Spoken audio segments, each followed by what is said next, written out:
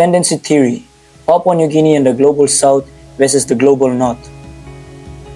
In today's economic world, every aspect of daily livelihood circulates around the flow of demand and supply.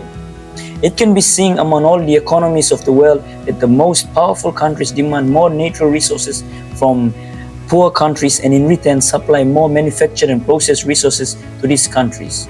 The less fortunate countries, on the other hand, are seen as demanding less or even no natural resources and supplying even lesser or no manufactured or processed items. This unequal flow of demand and supply results on the former becoming more sustainable and productive in terms of the livelihoods of its citizens, and the latter being in a state of liability and prone to societal deterioration.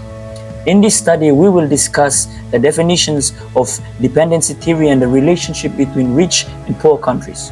What is dependency theory?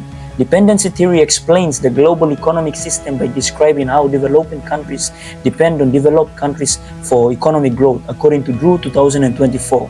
Papua New Guinea, as part of the underdeveloping countries of the global south, experienced the hardships of being economically dependent.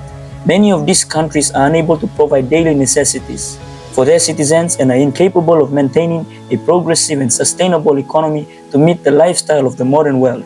Now, this is so due to the political and economic, that is trade, relationship between these two groups. As stated in Layer 2000, the world is divided into two main groups: those who have economic power, the developed, the north, the center, the west, or the metropoles, and their polar opposites.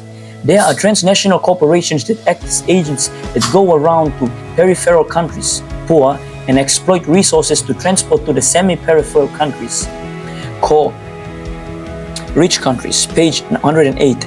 These economic-powered countries then send back manufactured goods to the poor countries, and the cycle continues. It can be seen that all underdeveloped countries, including Papua New Guinea, find no choice but to invite foreign companies, example gold mines and LNG projects. These companies are authorized to operate the activities through agreements from both their country of origin and the government of the country that they intend to run the operations in. In Papua New Guinea, the government owns everything that is 6 feet underground. The local citizens, who are mostly illiterate and depend wholly on the land for subsistence farming, face deprivation when large mining operations take place. The citizens are usually silenced with small amounts of compensation commonly known as royalties. The countries in the global north have formulated systems that they use towards the countries in the global south in order to maintain their economic status. These strategies come in forms of loans, and a clear example is the various aids that other underdeveloped countries, including Papua New Guinea, receive from countries like USA, China, and Japan. One hypothesis suggests that these are tactical approaches done to keep the peripheral countries dependent to the core countries. So as the saying goes, the rich become richer and the poor become poorer.